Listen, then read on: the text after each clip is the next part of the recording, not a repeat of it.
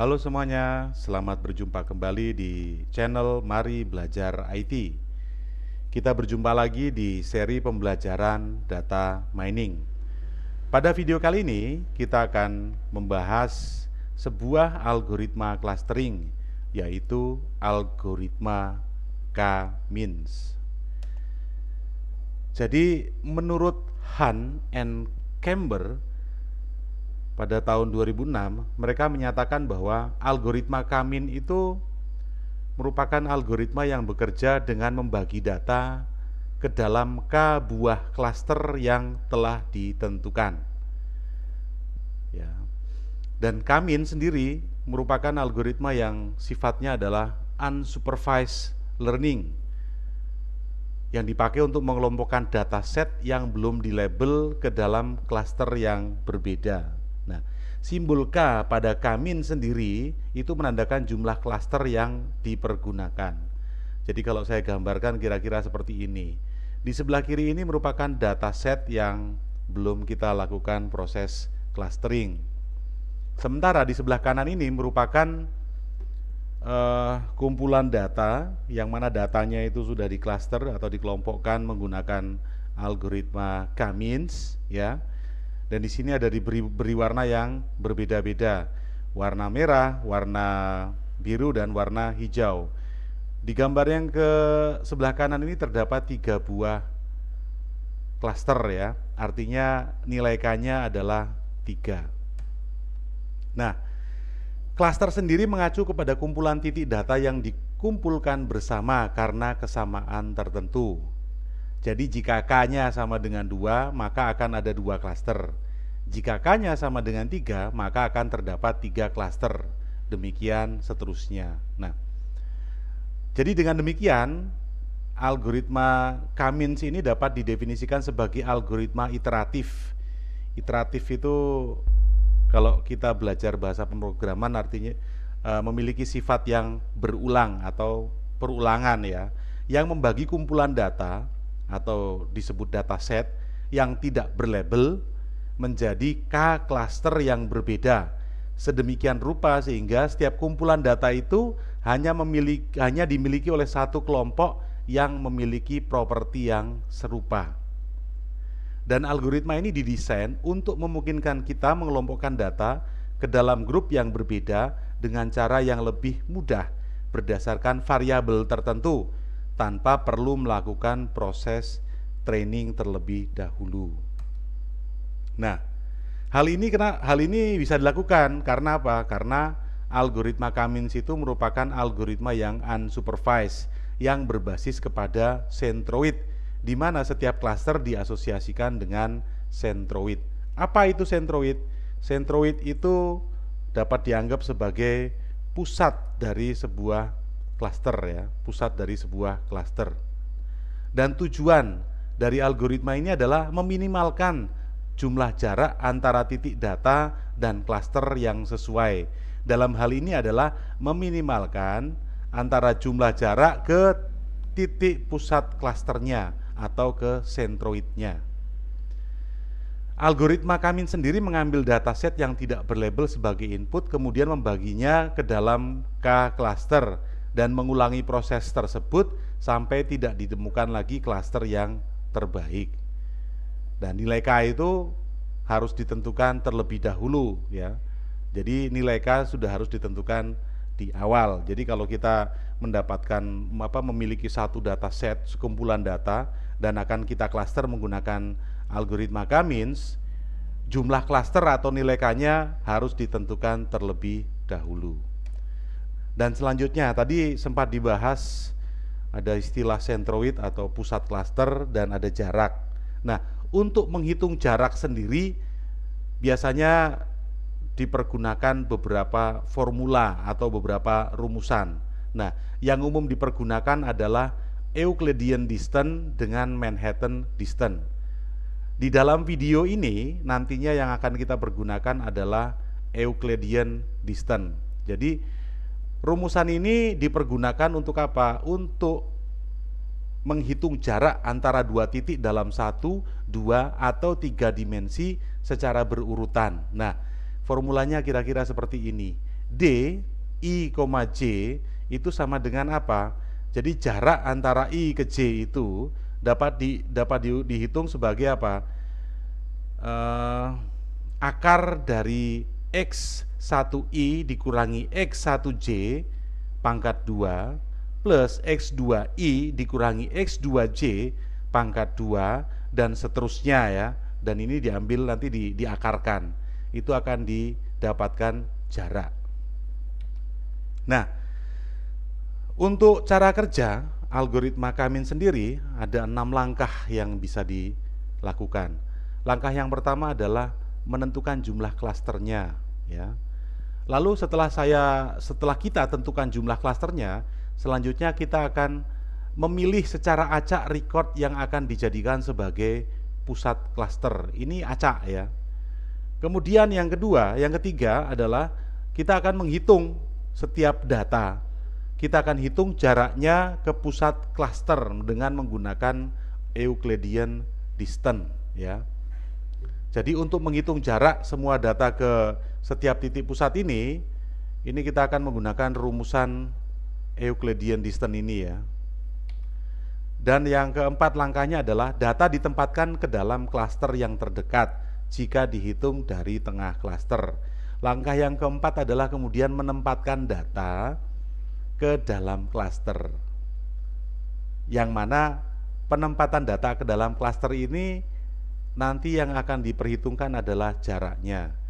Kalau jarak yang terdekat berarti jaraknya ya yang paling kecil nilainya ya. Maka ketika satu data itu dihitung jaraknya terhadap beberapa klaster, nanti dia akan masuk klaster yang mana itu tergantung jaraknya. Yang dipergunakan adalah jarak yang terkecil ya. Dan yang langkah yang kelima, pusat klaster baru akan ditentukan bila semua data telah ditetapkan ke dalam klaster terdekat. Nah, untuk menentukan pusat klaster baru ini nanti akan dilakukan rerata atau rata-rata ya, dengan teknik rata-rata. Makanya algoritma ini disebut sebagai algoritma K-means ya. Mean sendiri kalau dalam ilmu statistik kan bisa kita artikan sebagai rata atau nilai rata-rata. Nah, langkah yang terakhir adalah proses penentuan pusat klaster dan penempatan data ke dalam klaster. Ini ada pengulangan ya. Dilakukan lagi proses pengulangan sampai apa? Sampai nilai sentroidnya tidak berubah. Nilai sentroid ini atau nilai pusat atau titik tengah dari klaster ini nantinya pun akan berubah-berubah ya, akan berubah tergantung dari perubahan anggota klaster pada setiap klaster. Nah, proses ini akan berhenti ketika apa? Ketika sudah tidak lagi terjadi perubahan pada nilai sentroid begitu. Nah, untuk lebih detailnya kita akan belajar dua contoh ya. Kita akan belajar dua contoh. Pada contoh yang pertama ini misalnya diberikan 10 data mahasiswa. Ya, diberikanlah 10 data mahasiswa.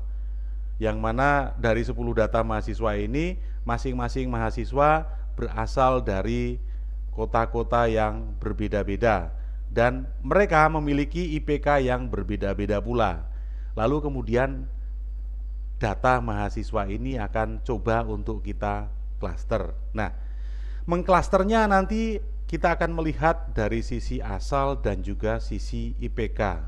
Yang jadi masalah adalah sisi aspek asal dari data mahasiswa ini adalah berupa data teks.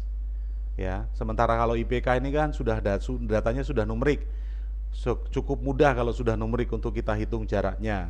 Tetapi tentu saja akan sulit bagi kita untuk menghitung jarak dari data yang bertipe teks seperti ini. Oleh karena itu, maka kita perlu menginisialisasi dulu data teks ini. Kita inisialisasi menjadi apa? Menjadi bentuk numerik atau bentuk angka.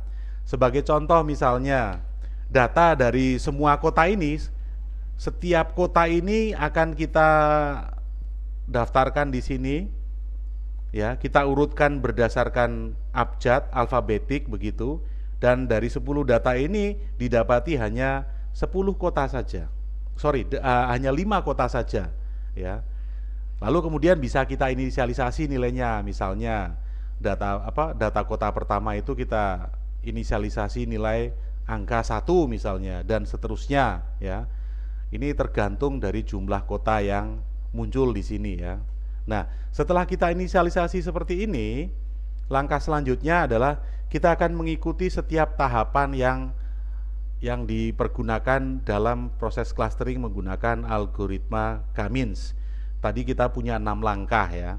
Nah, di sini sebagai contoh, di langkah yang pertama kita tentukan jumlah klasternya. Nilai K-nya itu kita berikan nilai 3. Nah, langkah yang kedua adalah kita secara acak menentukan record yang akan menjadi pusat cluster. Misalnya saja kalau kita pilih 3 record, ini kita punya 3 buah record, ya. Record yang pertama kita sebut cluster 1, record kedua cluster 2, dan cluster 3 adalah record ketiga. Misalnya saja di bagian nama ini adalah Cutari, ya. Dia berasal dari kota Banda Aceh. Banda Aceh nilainya adalah 1, ya. Dan IPK dari Cutari adalah 2,7. Maka kita bisa masukkan nilainya seperti ini. Kemudian cluster 2 kita gunakan record miliknya Lunamaya, ya. Miliknya Lunamaya. Lunamaya ini berasal dari Denpasar dengan IPK 3,4. Denpasar itu inisialisasi kotanya bernilai 3. Maka di sini nilainya adalah 3 untuk kota dan IPK 3,4. Dan klaster yang 3 kita pilih record Ari Lasso. Kita lihat di sini. Ari Lasso berasal dari Jakarta dengan IPK 3,2. Jakarta itu inisialnya adalah 4. Sehingga kemudian inisial kotanya bernilai 4 dengan IPK 3,2. Nah, langkah selanjutnya adalah kita akan menempatkan setiap data pada klaster. Caranya bagaimana? Caranya adalah kita hitung jaraknya, ya, jarak setiap data ke pusat klasternya. Nah, karena kita menentukannya menggunakan 2 aspek, ada 2 dimensi di situ yang kita pergunakan. Dimensi yang pertama adalah dimensi kota, dan dimensi selanjutnya adalah dimensi IPK. Maka perhitungannya menjadi seperti ini. Jadi jarak mahasiswa 1 ke klaster 1 adalah sebagai berikut, yaitu akar dari 4 dikurangi 1 kuadrat plus akar dari 4 dikurangi 1 kuadrat plus 3,2 dikurangi 27 kuadrat, di mana 4 ini merupakan inisialisasi kota untuk Ari Lasso, ya, di mana Ari Lasso berada. Ini kita lihat di sini, Ari Lasso ini adalah 4, ya. Nilainya adalah 4 dan IPK-nya adalah 3,2. Sementara 1 itu adalah inisialisasi kota dari klaster 1, ya. Klaster 1. Sorry, Ari Lasso tadi seharusnya datanya kita lihat dari sini. Jakarta dengan IPK 3,2. Sementara klaster 1 itu inisialisasi kotanya adalah 1 dan IPK-nya adalah 2,7. Sehingga ketika dihitung didapatkanlah jaraknya sebesar 3,041, ya. Nah, selanjutnya kita hitung juga nih jarak mahasiswa 1 ke klaster yang kedua, ya. Didapatkanlah hasil ini dengan cara yang sama, ya. Didapatkanlah hasil 1,02. Selanjutnya kita hitung jarak mahasiswa ke 1 ke klaster yang ketiga. Jaraknya ternyata 0. Nah, dari perhitungan di atas dapat disimpulkan bahwa mahasiswa 1, yaitu Ari Lasso, itu paling dekat ke klaster 3. Nah, selanjutnya semua data akan kita hitung dengan cara yang sama. Misalnya mahasiswa kedua ke klaster 1, mahasiswa kedua ke klaster 2, mahasiswa kedua ke klaster yang ketiga. Setelah semua data tadi kita hitung jaraknya, maka kemudian dapat kita tampilkan ke dalam tabel menjadi seperti tabel berikut ini, ya. Nah, seperti ini. Hasilnya menjadi seperti ini. Nah, di sini terdapat nama mahasiswa, kota, dan IPK-nya. Kemudian ini jarak ke klaster 1, 2, dan 3. Yang diwarnai merah ini adalah jarak yang terdekat, ya, jarak yang terdekat. Jadi Ari Lasso itu jaraknya yang paling dekat adalah ke klaster 3 dengan jarak 0. Sementara Cita-Citata itu lebih dekat ke klaster 1 dengan jarak 1,02.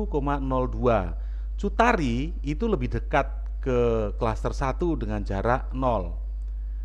Sementara Eros itu lebih dekat ke klaster 3 dengan jarak 1,01, ya. Sehingga kemudian didapatkanlah di sini hasil setiap record ini akan masuk ke klaster yang mana, ya.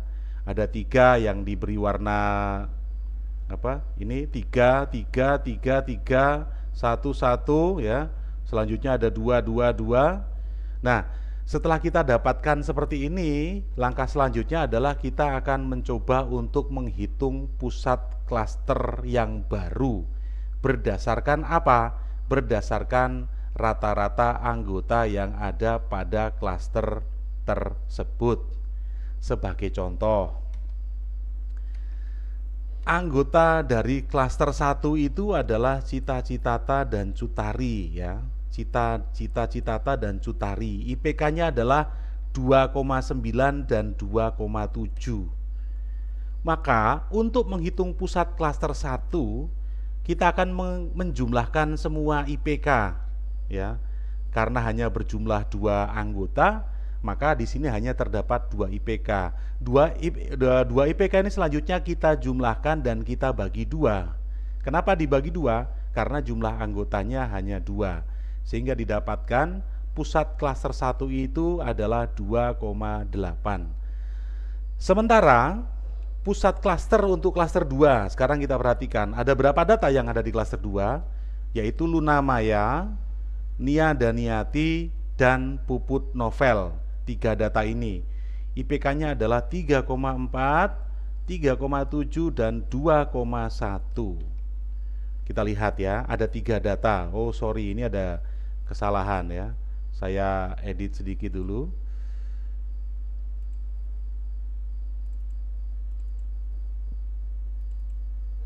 Ini seharusnya oke. Jadi karena datanya hanya 3, kita jumlahkan seluruh IPK-nya dan kita bagi 3. Hasilnya adalah 3,07. Sedangkan untuk klaster ketiga ini jumlah anggotanya ini lebih banyak ya. Ada 5 anggota.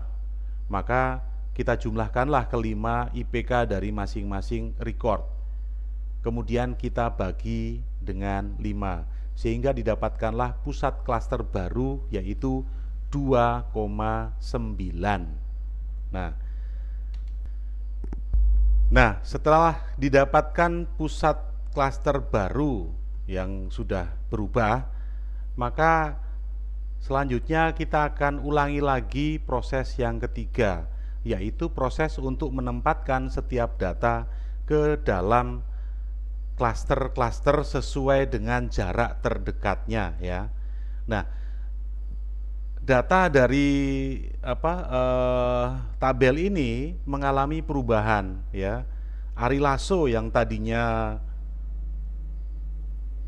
jarak ke klaster 3 itu adalah 0, meskipun di proses ini dia masih tetap berada di klaster 3, namun jaraknya sudah berubah menjadi 0,3.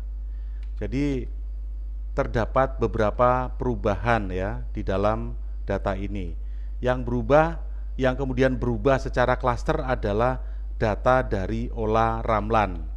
Ola Ramlan ini tadinya berasal berada di klaster 3 dengan jarak 0,2 dari klaster 3. Tetapi setelah kemudian digunakan sentroid yang baru atau pusat yang baru, maka kemudian posisinya berubah, tidak lagi berada di klaster 3, tetapi pindah ke klaster 2 ya. dengan jarak 1,003. Nah, semua proses ini tadi dilanjutkan, diulangi lagi sampai setelah sampai proses 5, diulang lagi sampai mulai dari proses ketiga. Ketika apa? Ketika memang pusat klaster atau sentroidnya itu belum berubah. Tetapi manakala kemudian sentroid atau pusat klasternya sudah tidak mengalami perubahan lagi, maka proses akan berhenti dan kemudian akan didapatkan klaster dengan pusat klaster tertentu dan anggota-anggota yang sudah didapatkan melalui proses perulangan tersebut. Nah, kita akan lanjutkan ke contoh yang kedua ya. Jika pada contoh sebelumnya itu kita menggunakan data yang berbentuk record seperti ini, pada contoh yang kedua ini datanya tidak berbentuk record, tetapi berbentuk data numerik seperti ini ya. Ini adalah himpunan atau sekumpulan data yang berupa numerik atau angka. Nah, misalnya saja data-data ini akan kita klaster ya, dengan jumlah klaster yang ditentukan adalah 3 klaster, maka nilai K-nya adalah 3. Maka langkah yang dilakukan adalah sebagai berikut. Langkah yang pertama adalah kita tentukan dulu jumlah klaster, sudah kita tentukan yaitu 3. Selanjutnya langkah yang kedua adalah menentukan secara acak pusat klaster untuk 3 klaster tersebut. Dalam hal ini saya ambil contoh pusat klaster yang pertama adalah 5, pusat klaster yang kedua adalah 10, dan pusat klaster yang ketiga adalah 20. Nah, selanjutnya kita akan hitung di langkah yang ketiga, yaitu jarak antara setiap data ke masing-masing pusat klaster. Nah, contoh perhitungan jaraknya seperti ini ya. Loh, ini kenapa berbeda dengan yang sebelumnya? Kalau sebelumnya datanya itu adalah data 2 dimensi, pada contoh kali ini datanya adalah data yang hanya 1 dimensi saja. Sehingga kemudian perhitungan jaraknya bisa menjadi lebih sederhana. Sebagai contoh, kita memiliki data pertama, data 1, yaitu data 9. Data 9 ini kalau mau kita hitung jaraknya dari data 1 ke klaster 1 dengan pusat 5, maka jaraknya adalah akar dari 9 dikurangi 5 kuadrat atau akar dari 4 kuadrat, yaitu 4. Nah, sementara jarak dari data 1 ke klaster kedua adalah 9 dikurangi 10 kuadrat, akar dari 9 dikurangi 10 kuadrat, yaitu 1. Dari mana 10? 10 ini adalah pusat dari klaster yang kedua. Sementara jarak yang ketiga adalah akar dari 9 dikurangi 20 kuadrat. 20 ini berasal dari mana? Ini adalah pusat dari klaster yang ketiga, sehingga didapatkan jarak senilai 11. Nah, dengan cara yang sama setiap data kita hitung jaraknya.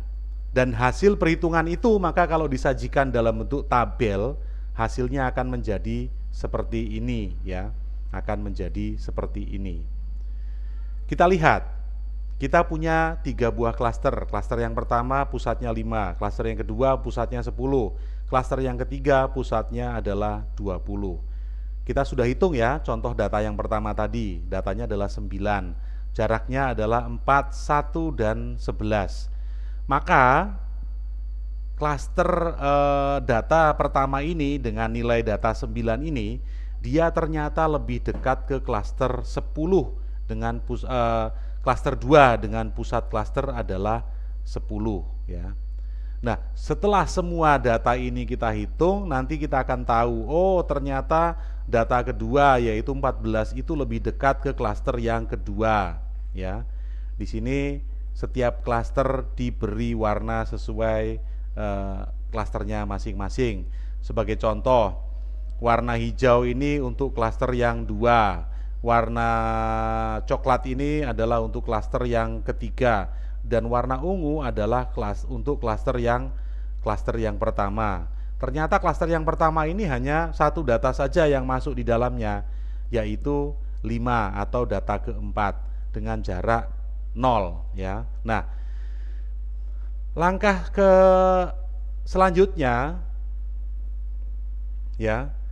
Langkah selanjutnya adalah kemudian dengan cara yang sama setelah dihitung itu ya, kita akan mencoba untuk melihat bahwa di klaster 1 itu ada satu data saja, yaitu 5. Pada klaster yang kedua terdapat 4 data, yaitu 9, 14, 13, dan 8. Sementara di klaster yang ketiga terdapat 5 data. Kita akan coba hitung pusat yang baru bagi masing-masing data tersebut.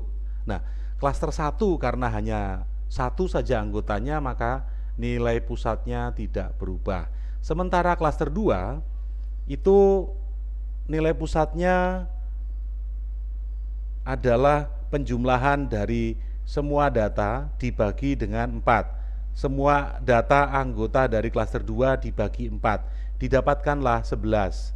Dan kita lihat di pusat klaster yang ketiga, semua data dari anggota klaster 3 ini kita bagi 5, hasilnya adalah 19,4 ya. Awalnya klaster yang kedua ini pusatnya adalah 10, kemudian berubah menjadi 11. Dan klaster yang ketiga pusatnya dari 20 berubah menjadi 19,4.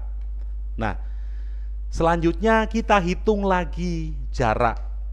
Dari mana? Dari data ke klaster dengan pusat yang baru tadi. Ya, dengan cara yang sama kita lakukan lagi prosesnya, ya.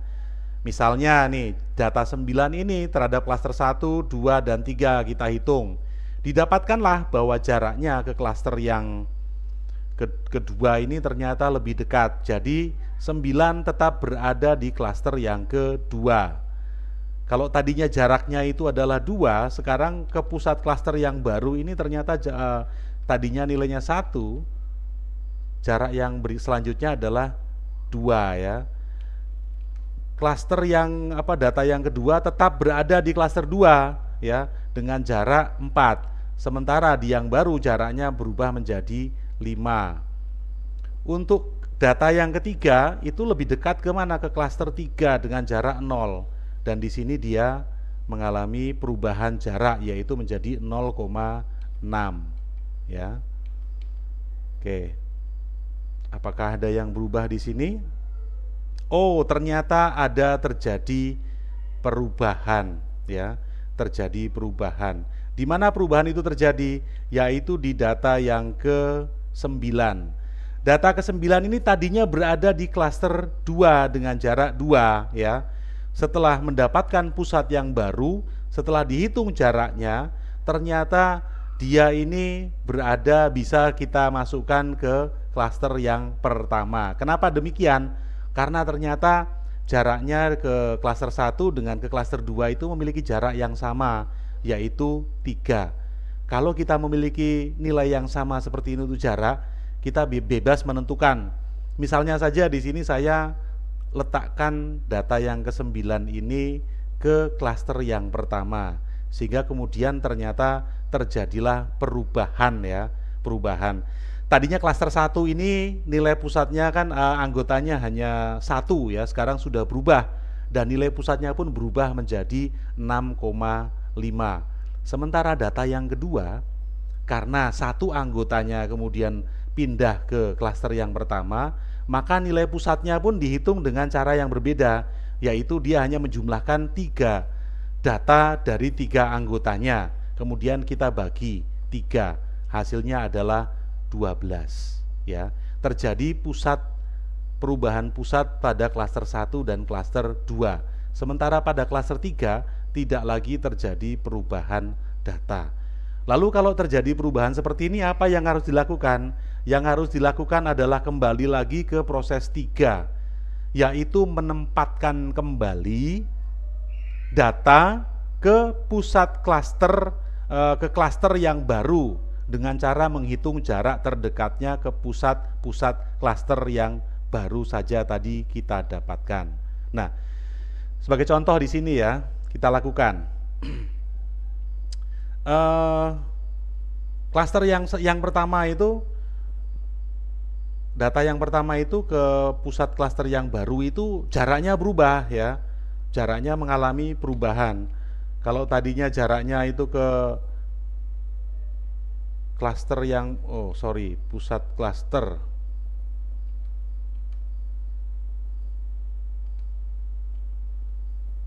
Oke. Data yang pertama itu kalau tadinya itu berada di klaster 2 dengan pusat klaster itu adalah 11, setelah kita lakukan perhitungan ternyata dia berubah, pindah ke klaster yang pertama dengan jarak 2,5 ya. Di sini kita lihat bahwa antara klaster 2 dengan klaster 1 ini mengalami perubahan anggota. Yang tadinya jumlah anggota klaster 2 itu adalah 3, sekarang berubah menjadi 2 anggota saja, yaitu data 13 dan 14. Sementara di klaster yang pertama itu berubah juga, tadinya hanya 5 dan 8, sekarang bertambah juga 9 sebagai anggota klasternya. Nah, karena pusatnya berubah dan anggotanya pun berubah juga, maka kita kembali lagi ulangi proses yang ketiga, yaitu menghitung pusat klaster yang baru. Didapatilah klaster 1 itu pusatnya berubah menjadi 7,3, sementara klaster 2 berubah menjadi 13,5. Sementara klaster 3 nilai pusatnya tidak berubah, anggotanya pun tidak mengalami perubahan. Nah, sekarang dari anggota yang baru ini kita bisa tentukan lagi prosesnya ya, pusat klasternya. Nah, sekarang setelah dilakukan perhitungan kira-kira menjadi seperti ini datanya ya, menjadi seperti ini.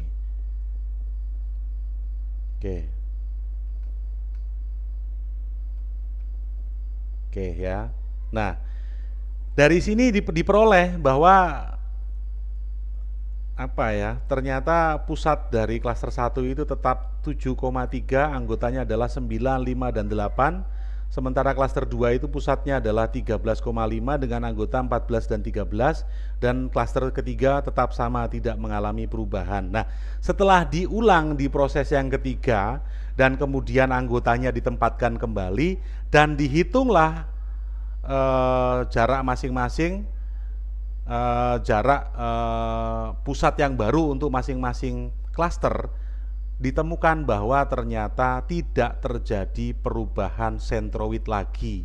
Maka dari sini dapat disimpulkan bahwa kita mendapatkan klaster yang pertama itu memiliki pusat 7,3 dengan anggota adalah 9, 5, dan 8.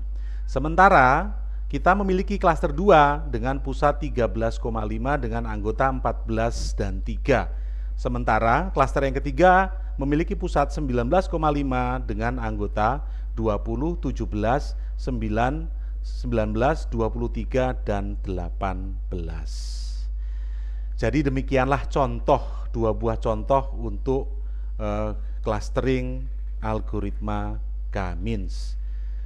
Jadi ya cukup lumayan panjang prosesnya untuk mengklaster datanya. Lebih-lebih lagi kalau datanya cukup banyak. Ini kita hanya menggunakan data yang jumlah datanya hanya berjumlah 10. Sekarang Anda bisa bayangkan kalau jumlah datanya itu cukup banyak dan kita harus klaster secara manual. Tentu saja akan sangat menyulitkan ya. Oke, jadi ini tadi adalah contoh ya. Selanjutnya kita akan coba bahas apa sih sebetulnya kelebihan dari algoritma K-means itu. Algoritma K-means itu punya beberapa kelebihan. Yang pertama adalah dia relatif sederhana dan mudah untuk digunakan ya. Kita tadi sudah coba untuk lakukan dengan 2 contoh kasus. Meskipun kelihatan prosesnya panjang, tetapi sebetulnya prosesnya itu sederhana dan mudah untuk dipahami dan juga mudah untuk dilakukan. Algoritma K-means juga memiliki kelebihan, yaitu dapat diskalakan untuk dataset dalam jumlah yang besar. Hanya saja kalau jumlah datanya besar, tentu akan sangat sulit kalau dilakukan dengan cara manual seperti tadi. Tentu saja harus dilakukan dengan katakanlah aplikasi ya. Kemudian kelebihan yang selanjutnya adalah algoritma Kamins itu mudah beradaptasi dengan contoh yang baru dan umumnya diimplementasikan ke klaster dengan bentuk dan ukuran yang berbeda seperti klaster elips. Ini adalah kelebihan dari algoritma Kamins. Lalu apa saja kekurangannya? Kekurangannya adalah yang pertama, nilai K itu harus ditentukan secara manual ya. Kemudian yang kedua, algoritma Kamins itu dalam prosesnya dia sangat bergantung kepada inisialisasi nilai awal ya. Jika nilai randomnya untuk inisialisasi awal itu kurang baik, maka pengelompokan yang dihasilkan pun bisa menjadi kurang optimal ya. Kemudian kekurangan yang selanjutnya adalah dapat terjadi curse of dimensionality. Artinya apa? Yaitu masalah yang terjadi jika apa? Jika datasetnya itu memiliki dimensi yang sangat tinggi ya. Tadi kita hanya bicara 2 dimensi dan 1 dimensi saja. Namun kalau datanya kemudian berubah menjadi 20 dimensi misalnya, itu tentu saja akan menjadi sangat amat sulit untuk dilakukan ya. Dan yang terakhir, kekurangan yang terakhir, algoritma Kamins itu mengalami kesulitan mengelompokkan data di mana klaster memiliki ukuran dan kepadatan yang bervariasi. Jadi inilah kekurangan algoritma Kamins. Nah, apa saja atau sekarang hal-hal yang penerapannya itu menggunakan prosesnya itu menggunakan penerapan algoritma Kamins. Algoritma Kamins dapat diterapkan misalnya untuk mengatasi permasalahan segmentasi pasar, pengelompokan dokumen, segmentasi gambar, kompresi gambar, kuantisasi vektor, analisis klaster. Bisa juga nih untuk identifikasi daerah rawan kejahatan, deteksi penipuan asuransi atau fraud, kemudian untuk analisis data angkutan umum, pengelompokan aset IT, segmentasi pelanggan, mengidentifikasi data kanker, dan lain sebagainya. Ini adalah contoh-contoh berbagai macam permasalahan yang dalam penyelesaiannya bisa menerapkan algoritma clustering Kamins. Jadi demikian kira-kira materi kita untuk algoritma clustering Kamins. Kita akan berjumpa kembali di video yang selanjutnya. Sekian dan terima kasih.